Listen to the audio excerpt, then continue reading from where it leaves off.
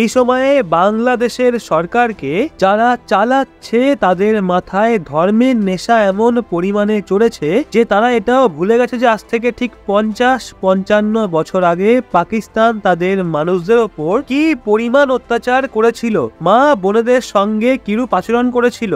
এরা এটাও ভুলে গেছে যে পাকিস্তান আর্মিদের হাত থেকে ভারত তাদের বাঁচিয়েছিল। 1971-এর ভারত পাকিস্তানের যুদ্ধে ভারতের 12,000 ক্যাজুয়ালিটিস হয়েছিল, যার মধ্যে 2908 জন জওয়ান শহীদ হয়েছিল এবং বাকিরা আহত হয়েছিল। ভারত তাদের জন্য কত বলিদান দিয়েছিল। আর আজকে এই হাল হয়েছে যে ভারত যা যা জিনিস চায় না, বাংলাদেশের অন্তর্বর্তী সরকার একের পর এক ওই সিদ্ধান্তই নিয়ে চলেছে। আসলে বাংলাদেশে যতক্ষণ শেখ হাসিনা প্রধানমন্ত্রী ছিলেন ততক্ষণ বাংলাদেশ এবং পাকিস্তানের টাইস একটা মজবুত ছিল না, কিন্তু এখন প্রফেসর মোহাম্মদ ইউনূস তার উল্টো কাজকর্ম করা শুরু করে দিয়েছে। সে পাকিস্তানের সঙ্গে টাইস মজবুত করছে, যেখানে ভারতের সঙ্গে সম্পর্ককে খারাপ করছে। শেখ হাসিনার সরকারের সময় বাংলাদেশ এবং পাকিস্তানের মধ্যে যে ট্রেড হতো, মানে যা কিছুই পাকিস্তান এবং বাংলাদেশ একে অপরকে বিক্রি করত, তার জন্য বাংলাদেশ এবং পাকিস্তানের মধ্যে কোনো ডাইরেক্ট শিপিং রুট থাকতো না। মালদ্বীপ বা শ্রীলঙ্কা মাঝখানে একটা হাব রূপে কাজ করত।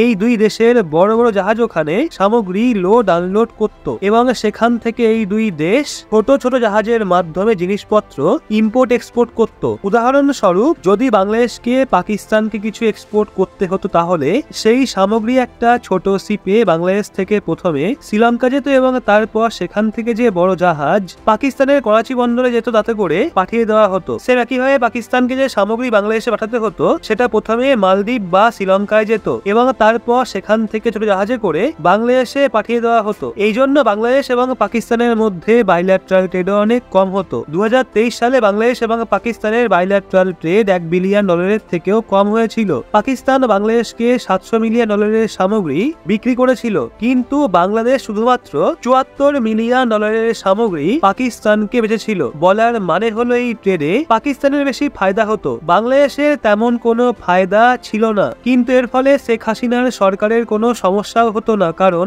সে তার প্রায়োরিটিজে পাকিস্তানকে কখনো রাখেইনি। ভারতের সঙ্গে সম্পর্ক মজবুত রেখেছিল, কারণ ভারত সব রকম ভাবে সাহায্য করছিল। কিন্তু এমনটা নয় যে পাকিস্তান বাংলাদেশকে ডাইরেক্ট শিপিং রুট খোলার জন্য প্রেসারাইজ করছিল না, কিন্তু শেখ হাসিনা এটা কখনো মানেওনি। সমস্ত সিচুয়েশন এখন বদলে গেছে। রেফারেন্স স্বরূপ আপনাদের স্ক্রিনে আর্টিকেলের স্ক্রিনশট রয়েছে। খবর বেরিয়ে আসছে যে বাংলাদেশ এবং পাকিস্তানের মধ্যে এখন ডাইরেক্ট শিপিং রুটও চালু হয়ে গেছে। আগের দিন পাকিস্তানের করাচি বন্দর থেকে কার্গো শিপ ডিরেক্টলি বাংলাদেশের চট্টগ্রাম বন্দর অবধি পৌঁছেছে। এই কার্গো শিপের ক্যাপাসিটি 2300 স্ট্যান্ডার্ড কন্টেনার্স, মানে একটা বড়সড় কার্গো শিপ। তো আজকের পর বাংলাদেশ এবং পাকিস্তানকে ইম্পোর্ট এক্সপোর্ট করার জন্য শ্রীলঙ্কা বা মালদ্বীপের মতো তৃতীয় কোনো দেশের সহায়তা নিতে হবে না। বিশেষ কথা হলো এই চট্টগ্রাম বন্দরকে ডেভেলপ করাতে ভারত সরকারও বাংলাদেশকে সাহায্য করেছিল। বাংলাদেশের অন্তর্বর্তী সরকার এবং প্রফেসর মোহাম্মদ ইউনূস বলছে পাকিস্তানের সঙ্গে ডাইরেক্ট শিপিং রুট খোলায় তাদের ট্রেডার্সদের সুবিধা হবে এবং কম সময়ের মধ্যে মালপত্র এক দেশ থেকে অন্য দেশে যাবে। পাকিস্তান বহু বছর ধরে বাংলাদেশের সরকারকে এই অনুরোধই করছিল, কিন্তু ভারতের সান্নিধ্যে থাকায় শেখ হাসিনা সেটা মানেই না, দ্রুতই সিদ্ধান্ত নেয়। অবশ্যই এটা অবাক করার মতো কোনো কথা নয়, কারণ বাংলাদেশ এবং পাকিস্তানের মধ্যে এই ধরনের সিদ্ধান্ত পরবর্তীকালেও দেখতে পাওয়া যেতে পারে। কারণ অন্তর্বর্তী সরকার গঠন হওয়ার পর প্রফেসর মোহাম্মদ ইউনূস শাহবাজ শরীফের সাথে দ্রুত ফোনে কথাবার্তাও বলেছিল এবং ইউনাইটেড নেশন জেনারেল অ্যাসেম্বলির জন্য যখন সে আমেরিকা নিউ ইয়র্কে গেছিল, তো ওখানেও সে পাকিস্তানের প্রধানমন্ত্রী শাহবাজ শরীফের সাথে সাক্ষাৎ করেছিল। তো যাই হোক, এখন আপনার কি মনে হয় বাংলাদেশকে নিয়ে ভারতের এখন কি পদক্ষেপ গ্রহণ করা উচিত? আমার তো মনে হয় চট্টগ্রাম বন্দরই ভারতের দখল করে নেওয়া উচিত। তো কি মনে হয় আপনার এই বিষয়? এই গেল ভারতের একটা প্রতিবেশী দেশের কথা। এবার আসি আর এক প্রতিবেশীর দিকে। বলা হয় না, সাপকে যতই দুধ খাওয়াও না কেন সে এক না একদিন কামড়াবে তোমাকে অবশ্যই, কারণ ছোবল মারা সাপে ডিএনএতেই রয়েছে, সে তার স্বভাবকে বদলাতে পারবে না। ঠিক কিভাবে আমাদের কিছু প্রতিবেশী দেশ রয়েছে যাদের যতই লালন পালন করো বা সাহায্য করো, এরা পেছন থেকে ছুরি মারা কখনোই ভুলবে না, কারণ বিশ্বাসঘাতকতা করা তাদের ডিএনএর মধ্যেই রয়েছে। রয়েছে। তো এই খবরটা সেই নিয়েই, শেষ অবধি সঙ্গে থাকুন। তো দেখুন, কথা হচ্ছে নেপালকে নিয়ে, যার প্রধানমন্ত্রী কেপি শর্মা ওলি চীনের প্রেমে এতটাই পাগল হয়ে গেছে যে সে ভারতকে নিচু দেখানোর জন্য নিজের দেশেরই প্রোটোকল ভাঙতে শুরু করে দিয়েছে। দেখুন, খবর বেরিয়ে এসছে ভারত থেকে আমন্ত্রণ পায়নি তো চীনের উদ্দেশ্যে বেরিয়ে পড়ে কেপি ওলি। আর সেখানে গিয়ে করবে কি? তো চীন নেপালকে যে ঋণ দিয়েছে, যেটা মেটানোর জন্য নেপালের কাছে পর্যাপ্ত পয়সা নেই, সেই জন্য কেপি ওলি এখন স্বয়ং চীনে গিয়ে জিনপিং এর হাতে পায়ে ধরে কর মেটানোর জন্য অনুরোধ করবে। আসলে নেপালের সরকারের একটা পরম্পরা রয়েছে যে নেপালে যখনই কোনো নতুন ব্যক্তি প্রধানমন্ত্রী রূপে বিরাজমান হয় তখন তার প্রথম অফিসিয়াল ভ্রমণ ভারতই হয়। সে ভারতের পক্ষ থেকে আমন্ত্রণ আসুক বা না আসুক, নেপালের প্রধানমন্ত্রী নিজের প্রথম যাত্রা